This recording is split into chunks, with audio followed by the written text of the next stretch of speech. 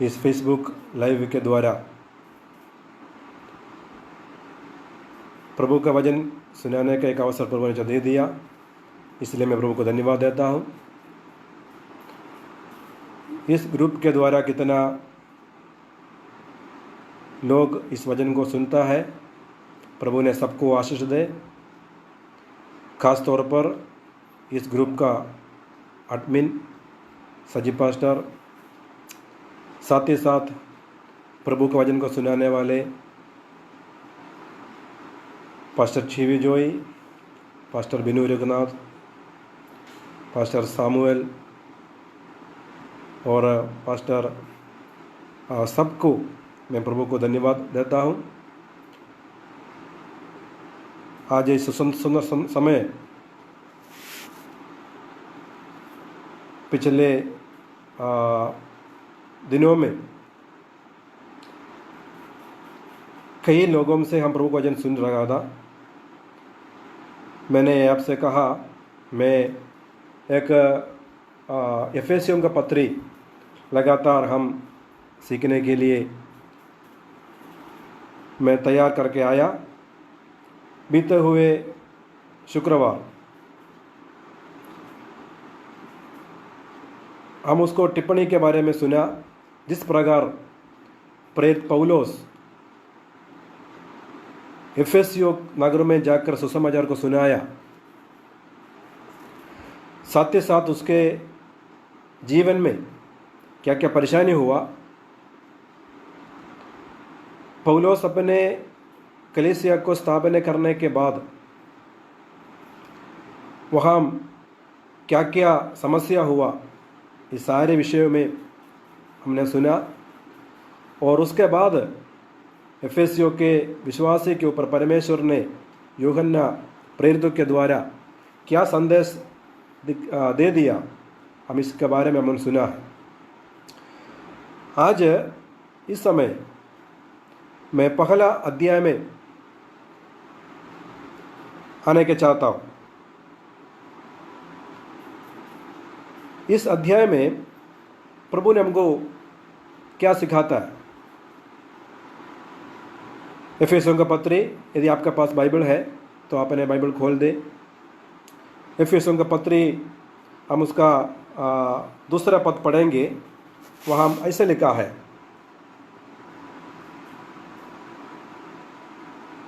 तीसरा पद,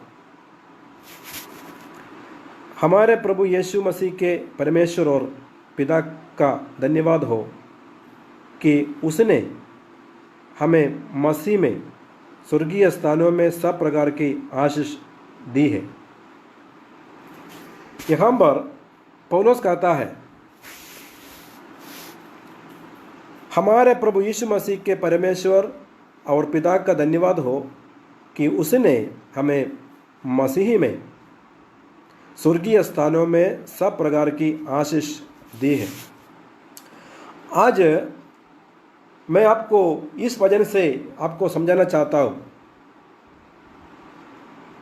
परमेश्वर किस प्रकार हमको रूहानी बरकत के विषय के बारे में आपको समझना चाहता है।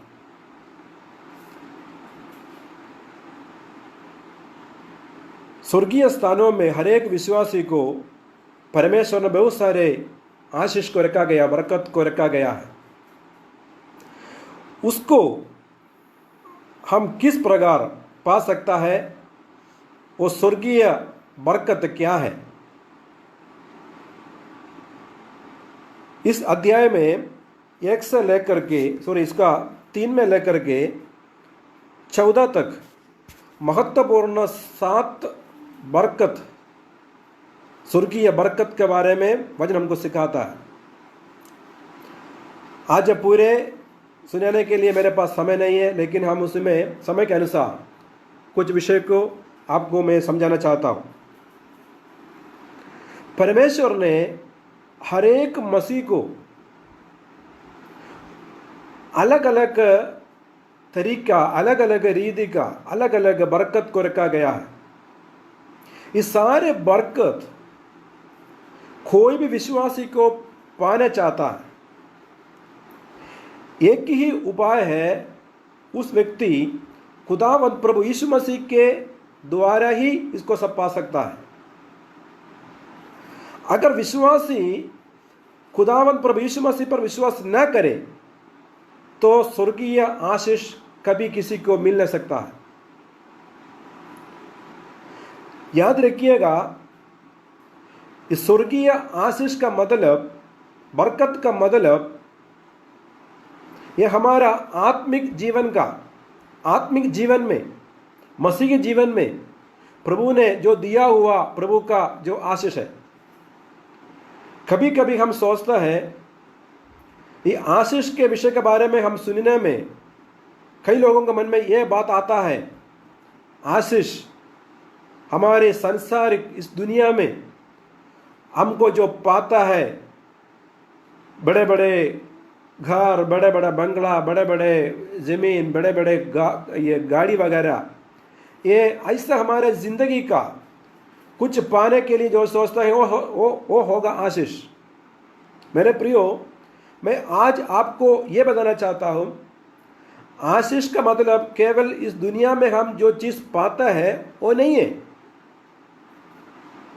वो हम प्रभु हमको देने वाले अलग वस्तुएं हैं, लेकिन एक एक विश्वासी अपना मन में प्रभु को विश्वास करके कुछ चीज़ों को पाना जरूरी है। इसी में से 7 महत्वपूर्ण विषय सब्जेक्ट को हम सीखने के मैं चाहता हूं।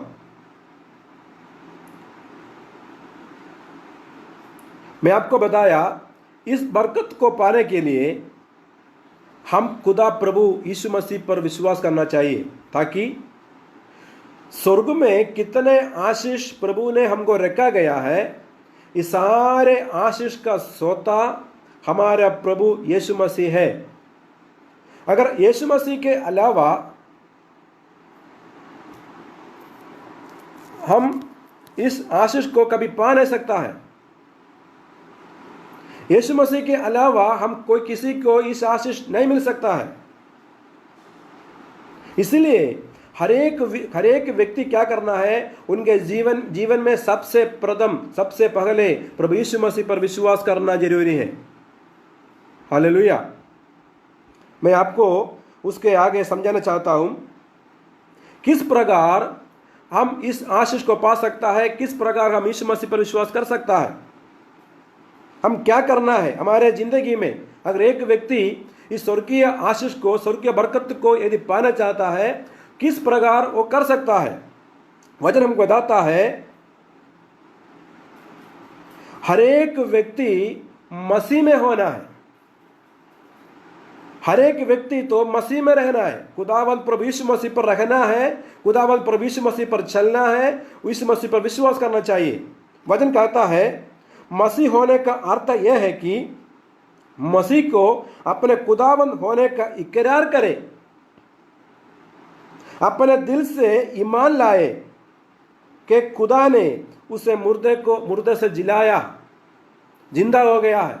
अगर कोई भी व्यक्ति अपने हृदय में प्रभु खुदा यीशु मसीह को विश्वास करता है, ईमान करता है, क्या ईमान करना है? यीशु मसीह ने मरे हुए से जिलाया।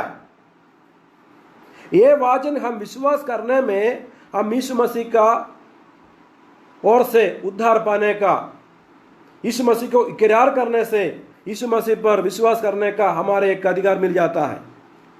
वैसे हम यीशु मसीह पर विश्वास करके, यीशु मसीह का उद्धारक समझ करके, यीशु मसीह में रहने से हम खुदा से और स्वर्गीय आशीष का हकदार बन जाता है। Praise the Lord.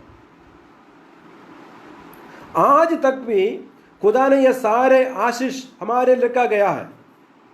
इसी में से महत्वपूर्ण जो आशीष क्या है, मैं आपको बताया है 7 विषय के बारे में। हमको इस 3 से लेकर के हमको पढ़ सकता है, 3 से लेकर के उसका 14 तक हमको पढ़ सकता है। उसी में से महत्वपूर्ण पहला एक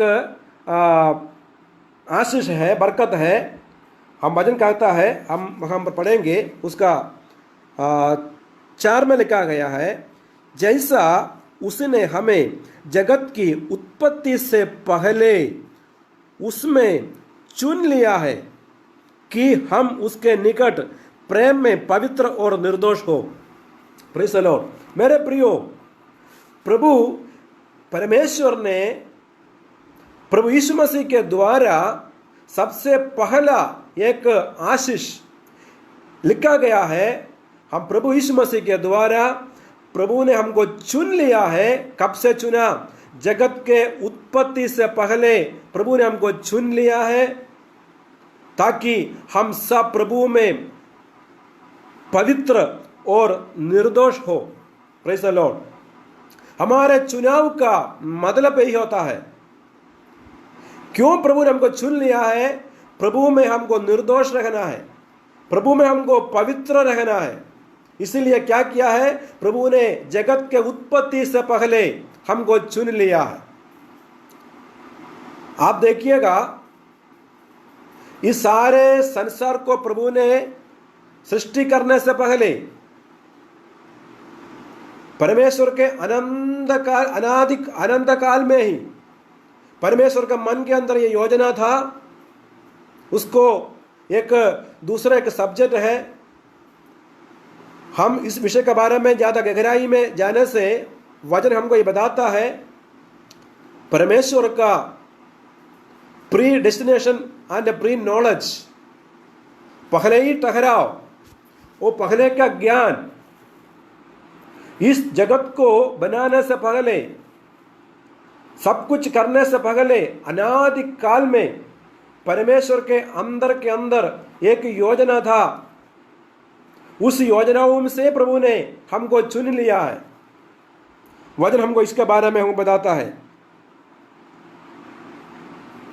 परमेश्वर ने हमें मसीह में चुन लिया है ताकि हम परमेश्वर के ओर चले। Praise the Lord. मैं आपको कहा, परमेश्वर ने अनादि कालों से पहले हमको चुन लिया है।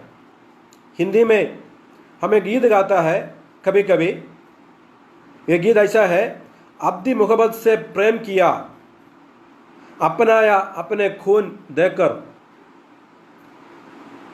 दाग मिटाकर दोष हटाकर पाक किया अपने लिए है। यहां पर क्या लिखा है? अब्दी मोहब्बत में, अनादिकाल के प्रेम में परमेश्वर ने मुझे प्रेम किया है। उसी प्रेम से क्या किया? प्रभु ने मुझे चुन लिया है। क्यों चुना है? हम प्रभु के उपस्थिति में, प्रभु के सामने निर्दोष और पवित्र बन जाए। Praise the Lord. ये हमारा चुनाव का उद्देश्य है। लेकिन परमेश्वर ने हमको चुना हमारा बुद्धि को देख करके नहीं, हमारे खूबी को देख करके नहीं। गायक तो गाता है, ना कोई खूबी ना कोई लियाकत, हमारे अंदर कोई भी खूबी नहीं था, ना कोई लियाकत। क्यों परमेश्वर ने अपने बुद्धि को, अपने खूबी को, अपने सुंदरता को देख करके क्यों नहीं चुना? वचन कहता है ताकि कोई भी घमंड न करे। अगर परमेश्वर ने हमारा धन दौलत को देखकर, हमारा सौंदर्य को देखकर, हमारा बुद्धि को देखकर अगर हम चुने हुए होते, लोगों को घमंड कर सकता है, परमेश्वर ने मेरा धन दौलत को देख करके मुझे चुन लिया है, मेरे सुंदरता को देख करके मुझे चुन लिया है, मेरा बुद्धि को देखकर मुझे चुन लिया है। इसलिए परमेश्वर ने ऐसे कोई भी चीज़ों से नहीं सुना है। वचन कहता है कोई भी व्यक्ति परमेश्वर के सामने घमंड ना करना है। इसलिए परमेश्वर ने ज्ञान वालों को छुपाने के लिए, उनको बुद्धि को भ्रमित करने के लिए मूर्ख को परमेश्वर चुना है। वचन हमको ये सिखाता है। Praise the Lord. मेरे सुनने वाले, अगर जब परमेश्वर ने हमको अपने माँ का गर्भ में पैदा होने से पहले, और कुछ कहने से इस जगत के उत्पत्ति से पहले हमको चुना है, लेकिन लोग ये सोचता है, कभी कभी कुछ धर्मशास्त्र वो बताता है, अगर एक बच्चे पैदा होने के बाद क्या करता है? पंडित के पास जाता है, जन्म कुंडली को खड़ा करके उसके सामने बैठ करके सोचते हैं उस बच्चे को आगे क्या होगा, उसको भविष्य के बारे में सुनने के लिए लोग चाहता है। पंडित ने कुछ ना कुछ जन्म कुंडली को देख करके उसके अपने ज्ञान से कुछ बात को बताता है। दुनिया में सब लोग चाहता है हमारे भविष्य में क्या होता है, भूतकाल कैसे भी हो, वर्तमान काल में कैसे भी चलो, लेकिन इसके ऊपर कोई मतलब नहीं है। हम अपने भविष्य में हमको क्या होगा ये सुनने के लिए लोग चाहता है।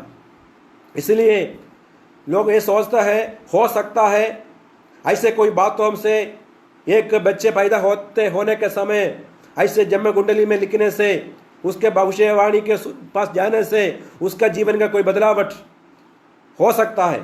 मेरे प्रियो, मैं आपको बताता हूँ, प्रभु चाहता है हम पैदा होने से पहले, प्रभु चाहता है हम किस प्रकार होगा, क्या होना, सब कुछ प्रभु चाहता है।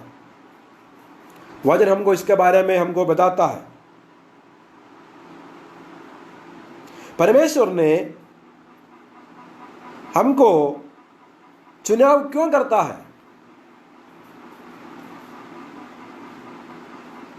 पहला पत्रोस पहला का 15 और 16 में लिखा गया है, तुम्हारे बुलाने वाला पवित्र है, वैसे ही तुम भी अपने सारे चाल चलन में पवित्र बनो, क्योंकि लिखा है पवित्र बनो क्योंकि मैं पवित्र हूँ।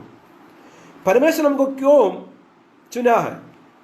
एक ही मतलब है, इस संसार के जीवन में हमको पवित्र होकर हमको जीवन बिताना है। हम प्रभु के सामने निष्कलंक होकर हमको रहना चाहिए। Praise the Lord.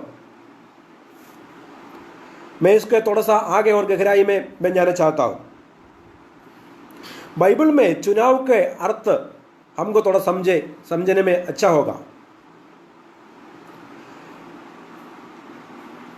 अगर हम इसके बारे में हम सुने, थोड़ा सा गलत नहीं है, थोड़ा सा हमको थोड़ा सा चिंता को भड़कने के भी चांस होगा।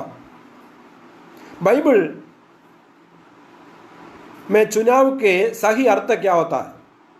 एफेसियों का जो पगला का जो 4 में प्रभु ने कहा जगत के उत्पत्ति से पहले ही प्रभु ने हमको चुना है, ये हम बताता है।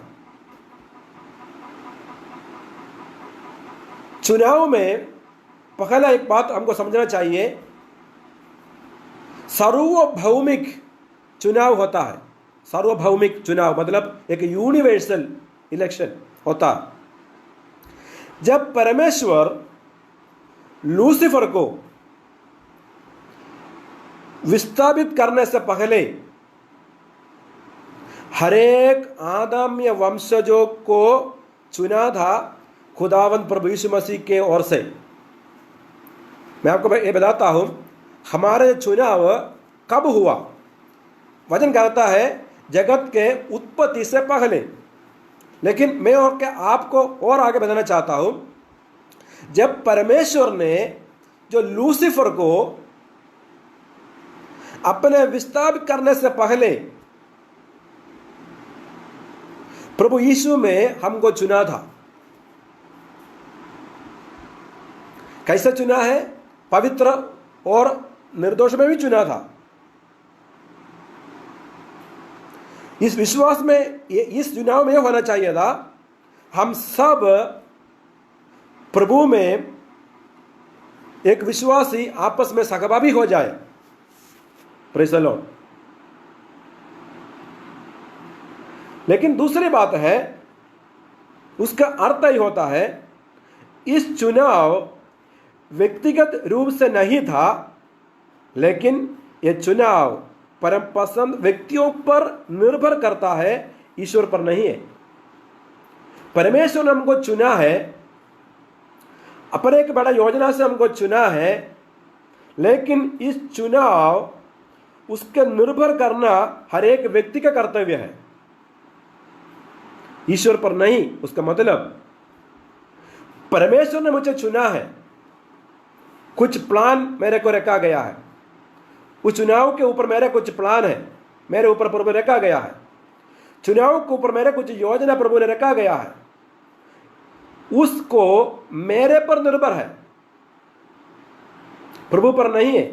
अगर मैं चाहता है तो क्या कर सकता है, इस चुनाव को नष्ट करा सकता है।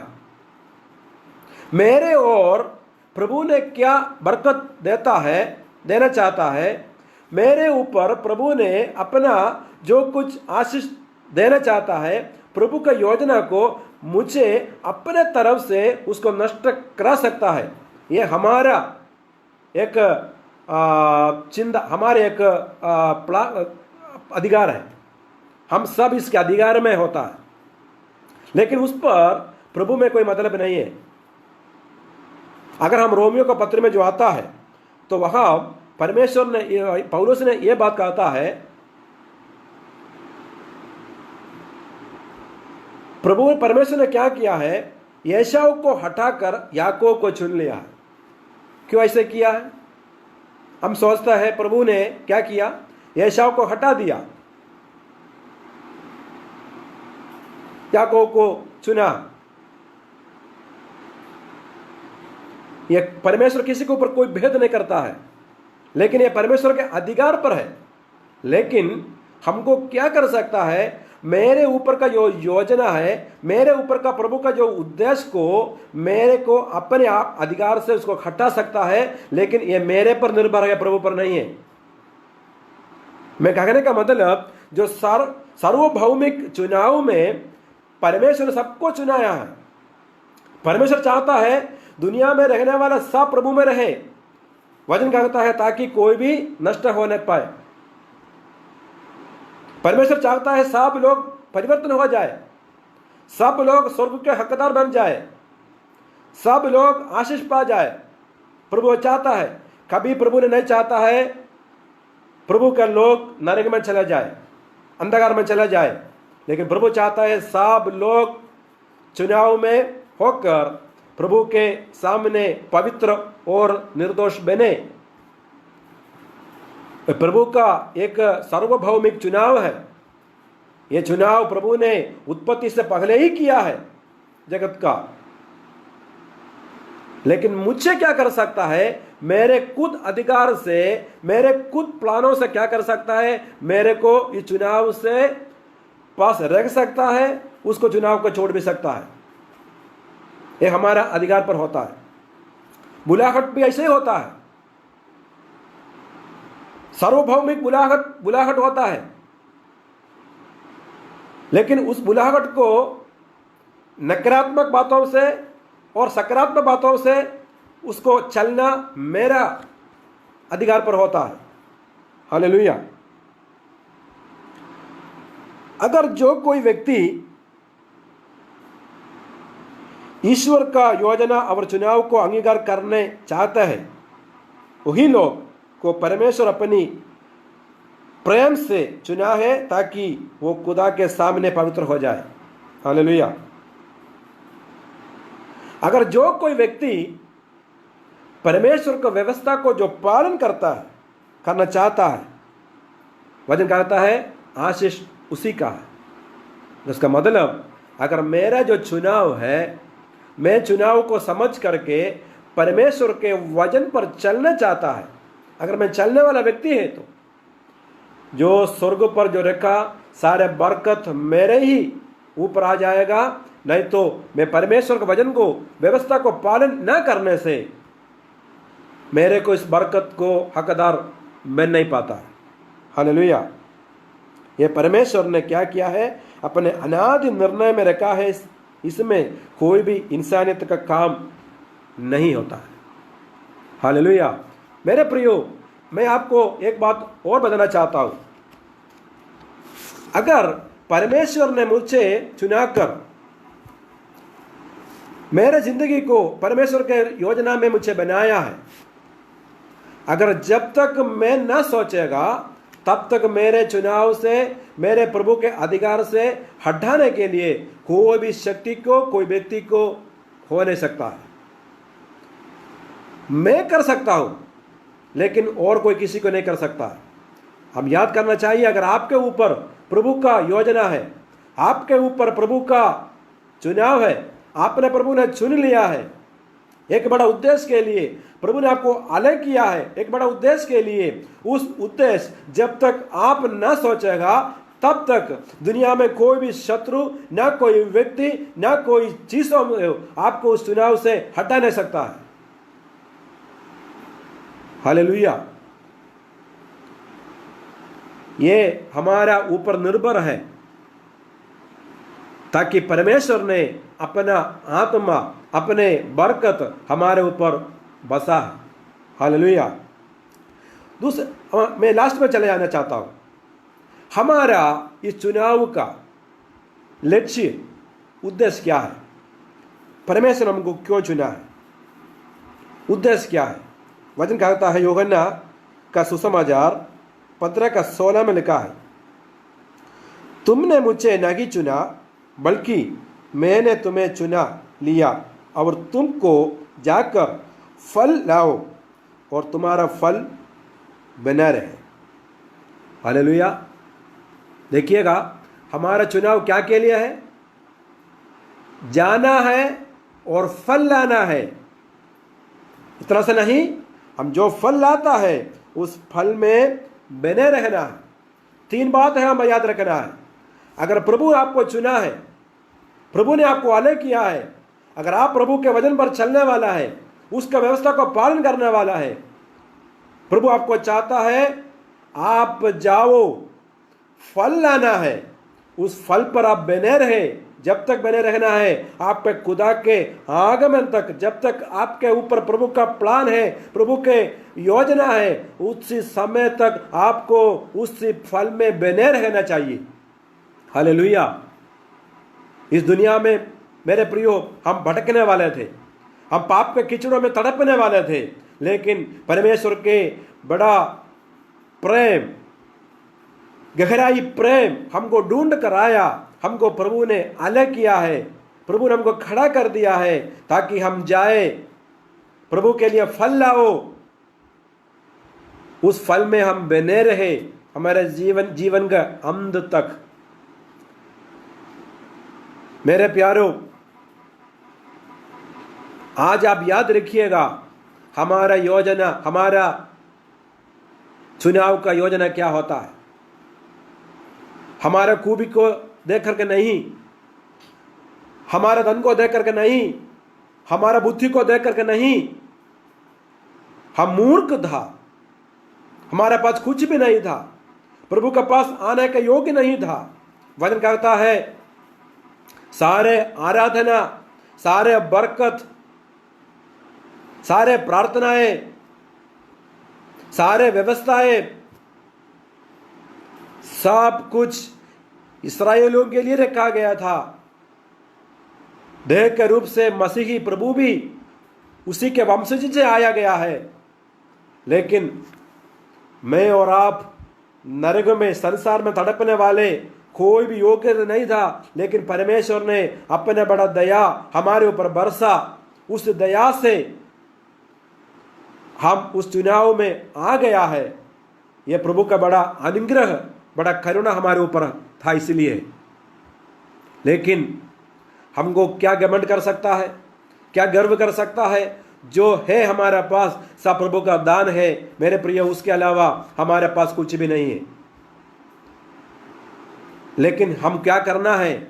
हम जाना प्रभु के लिए है, फल लाना है। Praise the Lord. आजकल लोग सोचते हैं जिनके पास बड़े बड़े वरदान है वो सबसे बड़ा समझता है। अगर जाएंगे कहीं, भूत प्रेत को उसको देख के भाग जाए, अगर वो हाथ रखने से बड़े चंगे हो जाए, बड़े बड़े क्रूस में प्रचार करे, बड़े बड़े अद्भुत चमत्कार करे, जो लोग वरदान के पीछे भाग जाता है, लोग उसको बड़ा समझता है। अगर मेरे प्रियो, आज मैं आपको हाथ जोड़कर एक बात बताता हूं, यदि आपके प्रार्थना से, आपके सेवकाई से, आपके जीवन से चाहे कोई भी दुष्ट आत्मा भाग ना जाए, आपके प्रार्थना से कोई चंगे हो ना जाए, आप बड़े बड़े क्रूस में प्रचार ना करने से स्वर्ग का किवाड़ आपके लिए कभी बंद नहीं होता है।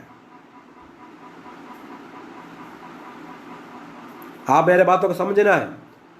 मैं चमत्कार में विश्वास करता हूं, मैं भविष्यवाणी में विश्वास करता हूं, मैं बड़े बड़े दुष्ट आत्मा को भगाने के विषय में विश्वास करता हूं। लेकिन अगर हम अपने प्रार्थना में कोई भी वरदान न करने से स्वर्ग का किवाड़ हमारे लिए बंद कभी नहीं होता है। लेकिन हमारे सेवकाई में, हमारे जीवन में प्रभु के लिए कुछ फल नहीं पाए,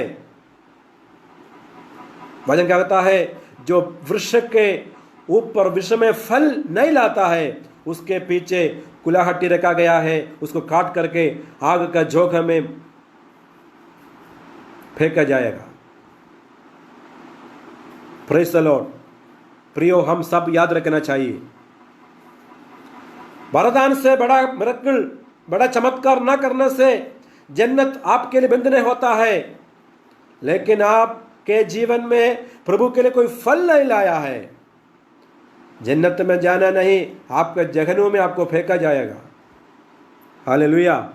लेकिन वचन कहता है आप लाओ, आप जाओ। फल लाने के लिए आपको जाना पड़ेगा। क्या है हमारा फल? क्या है हमारा फल?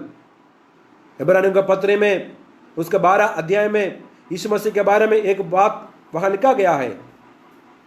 उनके जो क्रूस के मृत्यु के बाद एक बड़ा आनंद को देखकर, क्रूस का जो मृत्यु, उसका जो निंदा के बात को प्रभु ने, यीशु मसीह ने भूल गया है।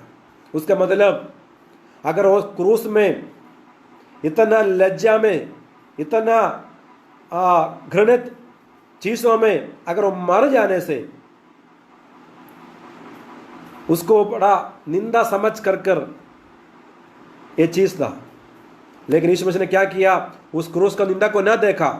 उन्होंने क्या देखा? उसके बाद उन्होंने उस क्रूस में मरने के बाद, क्रूस में उसका जीवन देने के बाद कई लोग उस पर विश्वास करके अनंत जीवन का हकदार बन जाता है। उसको दे करके यीशु मसीह ने क्या किया? उस बड़ा आनंद को दे करके अपना निंदा को बात को भूल गया। प्रियो, हम आज क्यों निंदा सकता है? हम क्यों उस कष्ट के परिस्थिति में हम चले जाता है, संकट में हम क्यों गिर जाता है? हमारे भीतर में एक ही लक्ष्य होता है, हमको क्या है? फल लाना है। यह फल क्या है? आत्मा को बचाना है, ताकि आज बहुत लोग प्रभु यीशु मसीह के दूर होकर के इसके जन्नत, इसको जहन्नुम का हकदार बन जा करके चला जाता है, पाप के कीचड़ में तड़पते हैं। हमको उसको बचाना है। हमारा चुनाव का पहला लक्ष्य यह होना चाहिए जो नाश होने वाले को हम जन्नत का हकदार बन जाए। हालेलुया। दूसरा क्या है? हमारे, अगर आप मसीह में हैं तो आपके मसीह जीवन में एक आत्मा का फल के विषय के बारे में वचन हमको बताता है। यह फल हमको पाना चाहिए। मेरे प्रियो, मैं आज मेरा इस संदेश को हम समाप्त करना चाहता हूँ। आइए हम प्रार्थना करेंगे। प्रभु का चुनाव हमारे लिए इसलिए दिया है, हम जा करके प्रभु के लिए अपने फल लाना है। ये छोटी सी प्रार्थना से हम इसको भाषण को समाप्त करना चाहता हूँ। प्रभु जी, हम धन्यवाद सुंदर समय के लिए। प्रभु जी, इस छोटे संदेश के द्वारा आपने हमको ये सिखाया, ये बताया। प्रभु जी, आपने हमको चुना है जगत की उत्पत्ति से पहले, लेकिन हमारे अंदर आपने एक लक्ष्य को दे दिया। प्रभु जी, हम जाकर आपके लिए अपने फल लाए और उस फल में हमको बने रहने के लिए आपने हमको चुना है। खुदा प्रभु जी, धन्यवाद के साथ प्रभु जी, कितने लोग इस वचन को सुना, आप सबके जीवन में आशीष दे दे खुदा प्रभु जी। प्रभु यीशु मसीह के पवित्र और बेटे नाम से मानते सुनकर, आमीन आमीन। Thank you. God bless you.